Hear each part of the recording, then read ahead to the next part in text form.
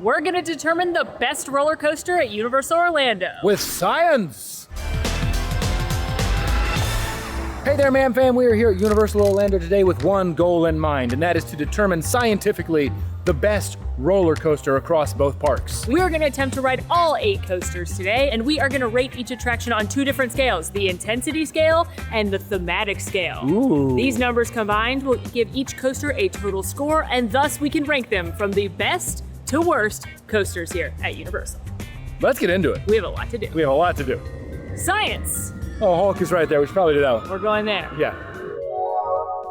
Kicking off today here at Islands of Adventure, we are headed into Marvel Superhero Island to ride the Incredible Hulk coaster.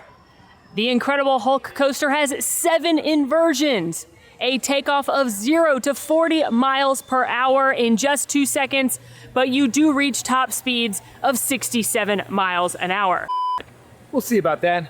I got a speedometer because I'm taking this very seriously. Hulk does have the highest height requirement of any of the rides we're doing today as well at 54 inches, and it features a soundtrack written by Fall Out Boy's Patrick Stump. Now the Hulk is incredibly exciting. I think it'll score high on the intensity scale. That takeoff right there could power a jumbo jet. So enough chit chat. Let's get to the Hulk. Now at the Incredible Hulk coaster, like many attractions we'll be doing today, you do have to put your items in a locker. You cannot have anything on your person. That includes anything in your pockets. You can't bring a fanny pack or a bag. Everything must go in a locker, which is complimentary for your time on the ride. Which means, of course, we are not able to film on the Hulk coaster, but don't worry, Alan's gonna be staring at his speedometer the whole time, and we'll report back with our findings. Last thing I want to mention is that the Incredible Hulk coaster is incredibly popular, usually one of the longer waits in the park. It's still pretty early, so it's only a 45-minute wait right now, but it will get upwards of an hour or 90 minutes during the peak part of most days. I would say to ride it early in the morning or later in the evening if you don't have Express Pass to have a shorter wait. Additionally, it does have a single rider queue if you're okay splitting with your party. Ready? Ready. Are you ready? Ready.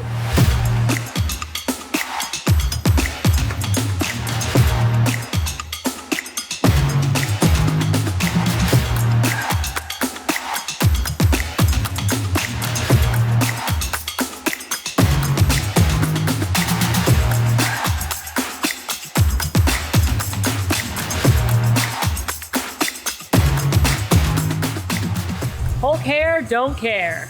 You know what? I gotta say, I was sort of dubious about this speedometer giving us a reading. It did. And Yeah, so what did we hit? We hit 65 at the peak, which is right about there. There. And then I think the inversions threw it for a loop because it was. Thanks. It read 0 until we hit the first break point, and it was like, oh, you're at a cool 12 miles an hour now. Okay, so we officially hit 65 miles an hour, but there is some scientific error with the machinery, so it probably does hit 67, but we'll take 65. That's still very, very fast. Yeah. 7 inversions, that's the most inversions we're gonna do today. Honestly, it's not the smoothest of the coasters out there either, so I think that ups the factor. It's also not the least smooth. But I agree, it's definitely not as smooth as some of the other coasters we're gonna go on. But overall, very, very intense. What are we giving it on the 1 to 10 intensity scale? I'm gonna give this a 9, I think. I think a 9 is a fair rating for this. There's certainly gonna be more intense, but this is pretty close to the top. I have to agree with that. What do you think about theming? Now, the theming encompasses the story of the attraction, what are you looking at on the attraction, music on the attraction, the queue, kind of what enhances the experience and makes it more than just a coaster. And because of Patrick Stump's music primarily, I think the Hulk is a 7 out of 10 for theming. I think that's fair. We can't film in the queue because you have to put your phones up before going through the metal detectors, but there is a decent queue in there. It's a science lab. There are some fun Easter eggs, 2 different Marvel things and Marvel characters and Stan Lee. And I think on ride with those speakers and the music bumping, excellent, excellent. Not as good as some other places we're gonna see where they actually have like animatronics and things while you're on coaster, but very good. I agree. Now you're the mathematician here, Dr. Total Strange. score of... Guys, I'm doing math. They're that excited. That's actually because you're doing that. Oh, okay, thank you. That's not because if they're on the ride. They're cheering on Matt. That brings the total score to 16 for the Incredible Hulk. Starting off strong. And up next, we are headed to Jurassic World Velocicoaster. This thrilling attraction has a 51-inch height requirement. It has 2 launches, the first that takes you from 0 to 40 and the second from 40 to 70, allegedly. There's also 4 inversions, one of which is a hanging inversion, and at the peak of this attraction is a 155-foot top hat drop. So let's get into it.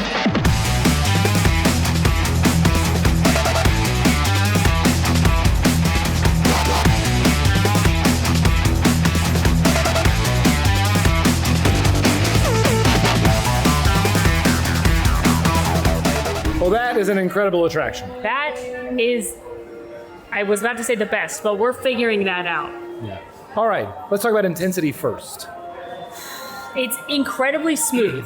Yeah. It is the smoothest roller coaster I think I've ever been on. However, it is also the roller coaster that has the largest, out of seat component. Yes, with that big drop. You've also got the hanging inversion where it's like 100 feet of track where you're just dangling. And then also the Mosasaurus barrel roll hits differently.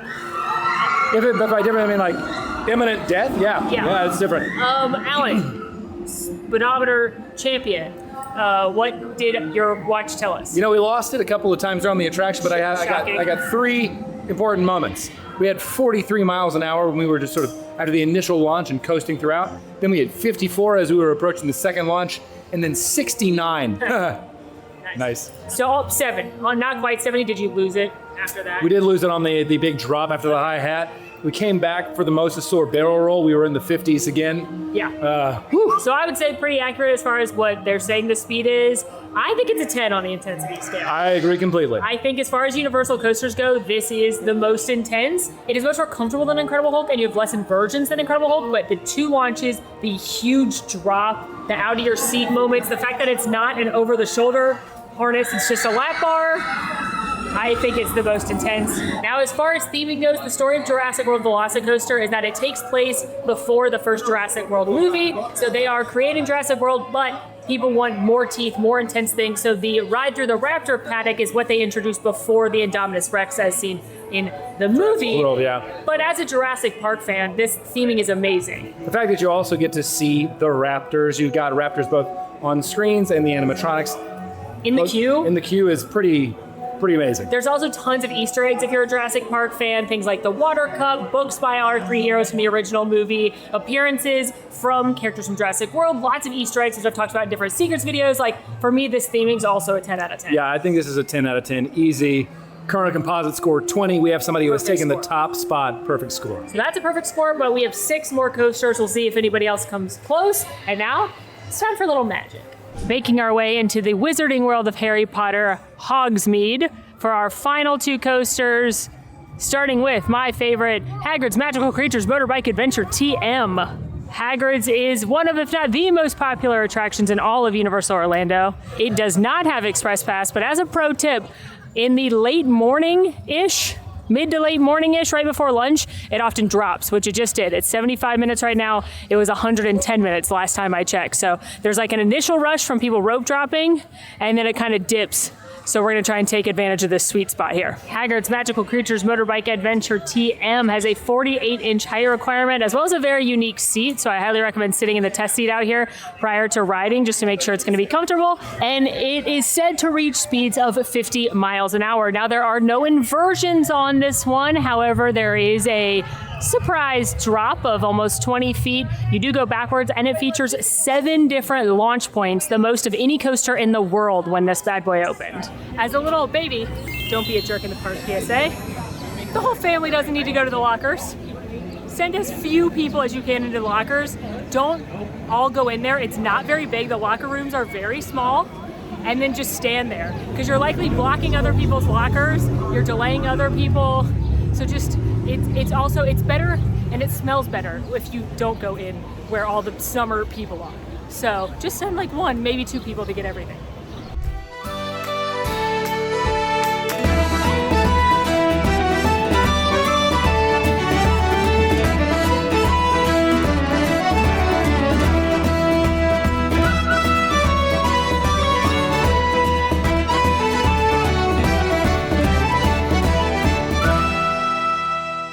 best ride ever? We don't know that yet. We have to rate it on the scientific scale. You're right. It's my favorite ride ever, but best does not equal favorite. Correct. More people should know that. That's true. Okay. Theming. I think for theming, that's a 10. Easy 10. Both the queue, all the details, all the Easter eggs, the story of that particular queue and attraction. The music throughout. Animatronics. Ride vehicles themselves. Especially the Hagrid animatronic is amazing. I love that they included book-only nods like Scroots. If I were to fault it for one thing, if I had to, I wish they still did a pre-show, which I understand why they don't for operational needs, but it's really hard to give this anything less than a 10 as far as story and theming goes, because it's perfect. But what about intensity? You know, as far as intensity goes, let's talk about the things that this ride doesn't have. It doesn't have any inversions. Mm-hmm. It does have quite a few launches. 7, the most in the world. You're not going to be going as fast as we were going. How fast were we going? I'll tell you, Molly, I'm so glad you asked. We hit 51 miles an hour. That's the first time we've gone over what we thought we would. That's correct. I have to tell you, it's a big learning moment for me to have to like keep my arm right up here the entire time. And you're doing great. Thanks so much. I needed that. Yeah, so I think as far as intensity goes, it's not as intense as Velocicoaster certainly, or as The Incredible Hulk, but it still is pretty intense. I'm comfortable giving it a 7.5. I think 7.5 is good. Like Alan said, it's definitely a step down from the other two we've done, but with the backwards portions, the multiple launches, the drop, it still has its fair share of surprises. It's also incredibly smooth, which I enjoyed. Just want to make that note. So that gives Hagrid a 17.5 on the scale. Good math. Thank you. I needed that. And now we're off to our final coaster here at Islands of Adventure. And that last coaster here in Islands of Adventure is Flight of the Hippogriff. This kiddie family coaster has a 36-inch height requirement and allegedly hits speeds of up to 29 miles an hour. Now we'll see about that. We got to subject it to some science here, but this is a fun coaster that takes you on the back of a hippogriff.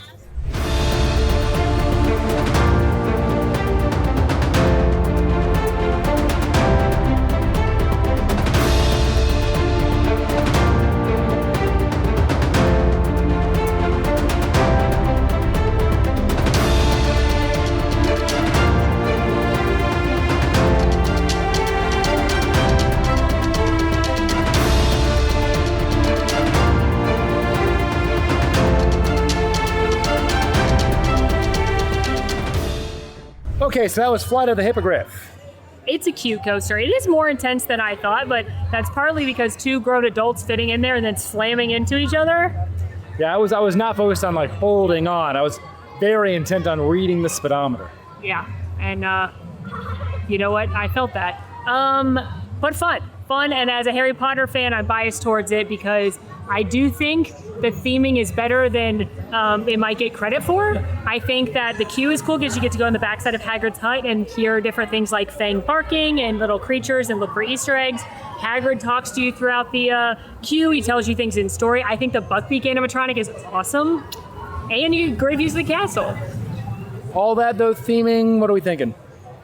I think like a 7.2. Higher than Hulk, but definitely nowhere near as immersive as Velocicoaster or Hagrid's. Agreed. Okay, but what about intensity? You know, it's not super intense. My speedometer read us at about 22 miles an hour, so close. But again, it's so short, it's hard to read. Yeah. It's a little jerky. 4? I'm thinking 4.5. Okay, 4.5 is fair. 4.5. It definitely is more intense than it looks, I think. Not in a speed way, but in like the loops kind of smash you into each other kind of way. I think it's a good like step up from Troller Coaster to see if your kid likes this before you try more intense things like Hagrid's. But certainly, I do think a skippable attraction if you're not a diehard Harry Potter fan and there's a long line. Agreed. And with that, we have completed all 4 coasters here at Islands of Adventure, and we have 4 more at Universal Studios Florida. So we'll see you all there. All right, folks. We have now made it to Universal Studios Florida. We took the train, the Hogwarts Express, to get here. And in case you're curious, because I know you are, that clocked in at 6 miles an hour on my speedometer. But now we are headed to the newest coaster here in Universal Studios Florida, the Troller Coaster. we've made it into DreamWorks Land, which is now officially open. If you want, you can check out our videos about not only this, but the other new things at Universal Orlando. We've got 2 videos on those topics for you. I think this land is so, so cute. It's themed to Shrek and Trolls and Kung Fu Panda primarily. And it used to be Woody Woodpecker's Kid Zone, and the ride we're about to do used to be Woody Woodpecker's Nut House Coaster, but they have rethemed this bad boy to be the Trolls Troller Coaster. The Trolls Troller Coaster is a kiddie first coaster style attraction. It has a 36-inch height requirement, and from my best research on the internet, it gets to about 20 miles an hour, and I'm excited. Alan, important question. Yes. Who's your favorite troll? Branch. This is gonna ruin the world tour. Phones, hats, glasses. All right, that was the Troller Coaster. Did you enjoy when the team member said, "Let's rock and troll"? I did like that. That was nice. I really liked that too. Let's talk about the intensity of that attraction.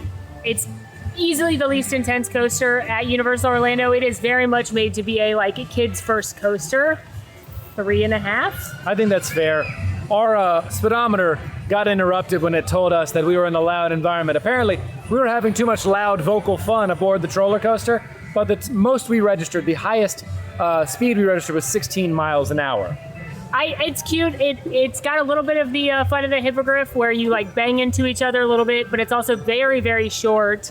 And again, a good kid's first coaster. So yeah, I think 3.5. Yeah, I think it's 3.5 is fine. What Now about for theming? Oh, jinx. Yeah, you owe me a soda. I think it's cute. It's a part of a much larger land that's sort of a mashup of a lot of different DreamWorks properties. I do think the Catterbus vehicle is cute, and that's straight out of the Trolls franchise. And then you're trying to escape the spiders, which is why there's a spider web. I don't think the story is super clear. They do kind of talk about it, but I think I know that from going to the events for this. I like the trolls at the beginning, but taking out my troll-loving bias, I think a 4.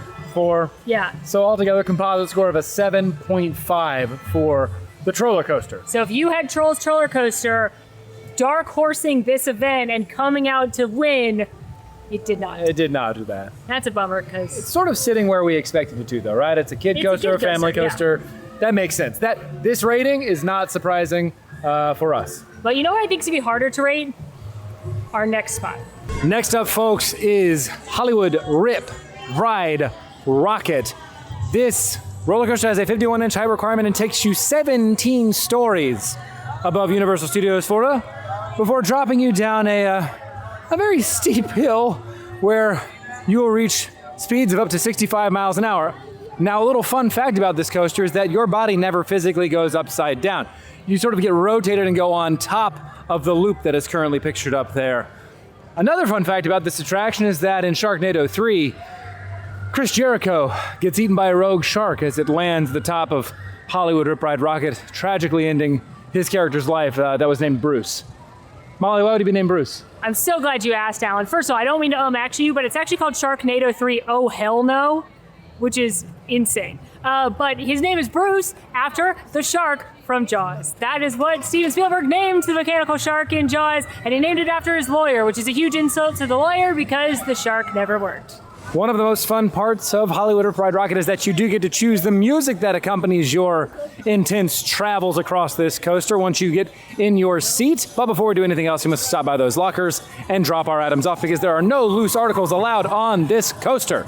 If you're curious about what we mean by loose articles, we're going to demonstrate on Molly here, who is currently capturing B-roll. That would be sunglasses, that brick that's a charging brick, the cell phone, and the bag. Those are all considered loose articles that should not be worn on Rip Ride Rocket. And you're going through metal detectors, so don't try to be sneaky. It won't work.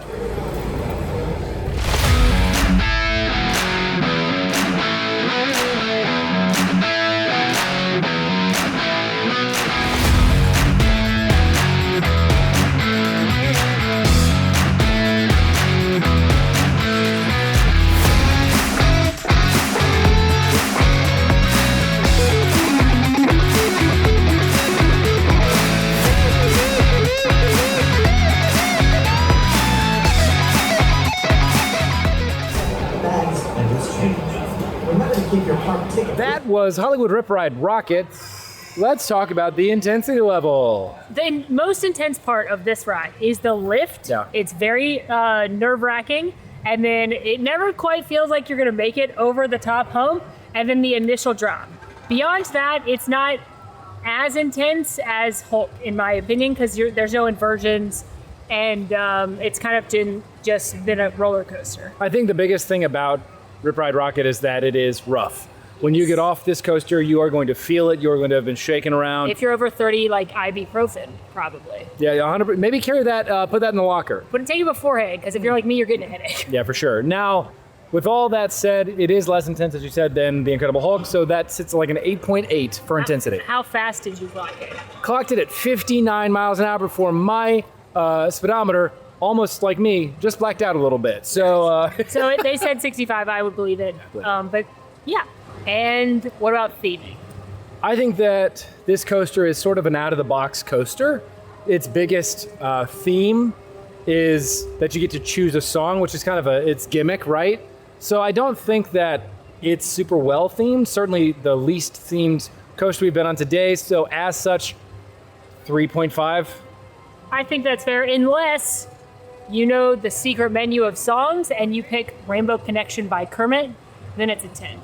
That's fair. And finally, pro tip, if you are using Express Pass and it is on your phone, please go to the team members outside the attraction and have them scan that Express Pass on your phone so you get a receipt to take with you on the attraction, because you cannot take your phone with you. You'll have to put that in your locker. And now, 2 more rides. We ride.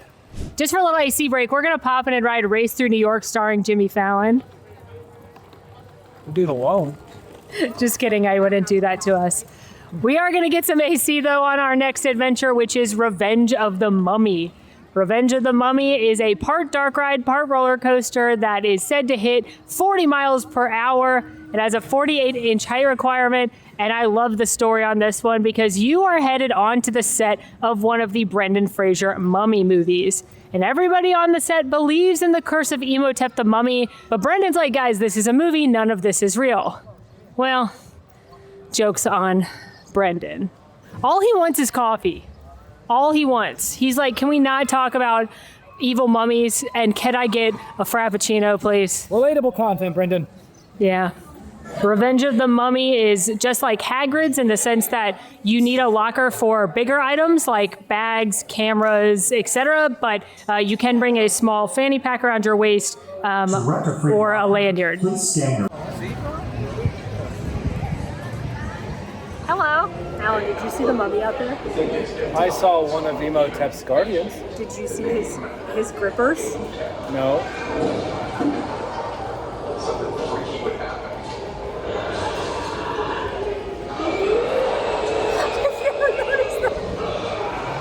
Why would you show that? Come on, guy, no free feet content.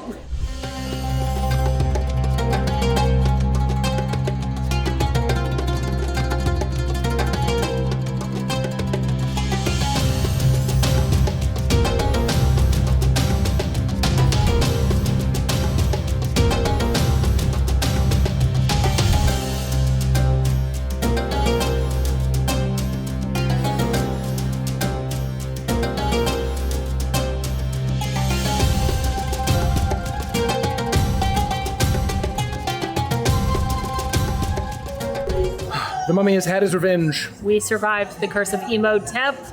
Another day. I think for theming, it's easy. I think it's a 10 out of 10. Yeah, this attraction, from the queue to the ride itself, is fully immersive. You feel like you are on set of a film. You feel like you're down in the bowels of like this pyramid that's being unearthed. So, easy 10. Especially because I also think some aspects of the ride, the more dark ride portion of it, has some fun animatronics. It has some fun details. There's some cool elements of the ride, like glass shattering and fire. So I think theming is very strong. Now, for intensity.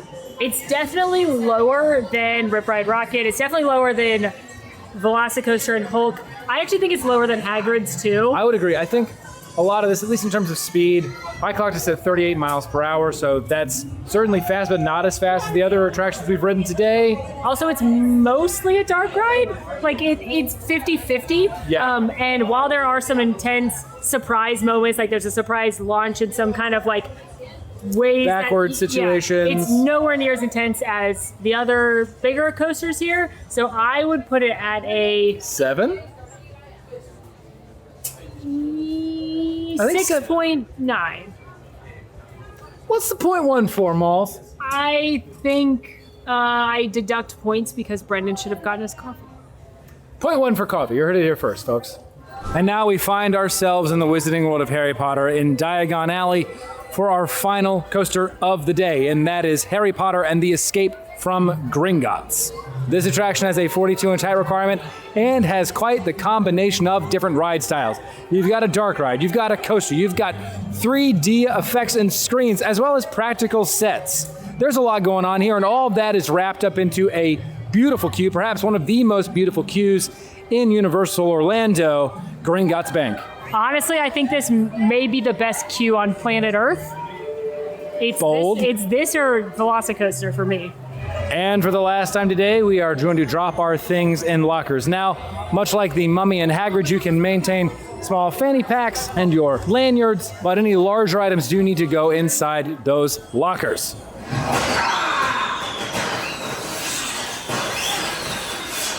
What was that?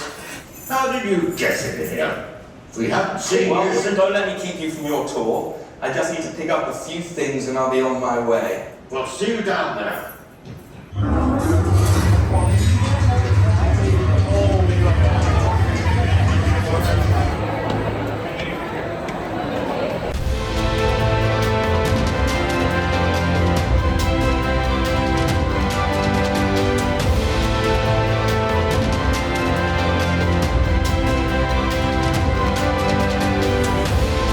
We have successfully escaped from Gringotts. So let's talk about the theming, because I think that's pretty easy.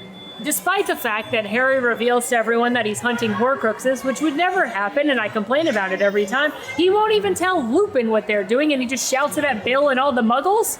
I cannot believe that got approved. Despite that, it's an easy 10.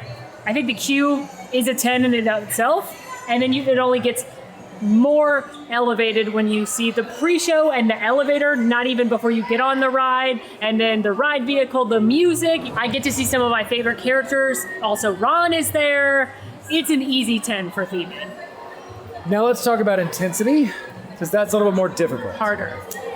This is a ride that has a number of elements to it. I actually would even hesitate to call it a true coaster. It mostly feels like a dark ride to me, but has some screen elements, 3D elements, and some practical elements as well. And it just happens to run on a roller coaster track. I agree. You don't really pick up a ton of speed here. In fact, I think I clocked this at 18 miles an hour when it officially is advertised as... It said 25 from what I could find online, which, for reference, that puts it slower than Flight of the Hippogriff. I think it is a fantastic story that's told, even if there are some inaccuracies. It's a must-do ride, but for its coaster elements, gotta rate it a 5.2. Yeah, I think the most intense part is when Bellatrix lifts you up like this and then you shoot down that way. And then I do think 3D is intense for some people, so those two things, I agree, slightly over a 5. And there it is, we've done them all. Go us. So there you have it. We have ridden every single one of Universal Orlando's roller coasters, and now I present to you our scientific findings. Science! From lowest total score to highest total score. We have the Trolls Troller Coaster with a 7.5. Flight of the Hippogriff with an 11.7. Hollywood Rip Ride Rocket with a 12.3. Harry Potter and the Escape from Gringotts with a 15.2. The Incredible Hulk Coaster with a 16. Revenge of the Mummy with a 16.9. Hagrid's Magical Creatures Motorbike Adventure TM with a total score of 17.5. And coming in at number 1, probably no surprise, with a perfect score of 20 points, Jurassic World Velocicoaster. Now, those are our objective, science-based, very official rankings. Yeah. What is your personal favorite? So subjective, favorite does not mean best. My favorite of these, it's no surprise, Hagrid's Magical Creatures Motorbike Adventure TM, with Jurassic World Velocicoaster being a close second. What about you? My favorite is Jurassic World Velocicoaster at number 1, and at a very close second, Hagrid's Magical Creatures Motorbike Adventure TM. All great attractions. I would say our top like 5 are all banger attractions that you should definitely prioritize when you're at Universal Orlando. And hopefully this was a fun way to look at all of the different coasters and maybe judge if they are going to be something you want to do. Now let us know if you want us to do any more totally official and very, very serious science experiments, because I can get more apps on this bad boy.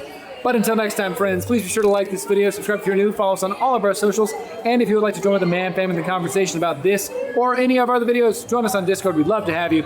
Links for all that are down below. And I can even do that in here. You could do that. I could do that on here. I'm very excited. Oh. Until next time, friends, I'm Molly. And I'm Alan. And it's been magical. It has been. Bye.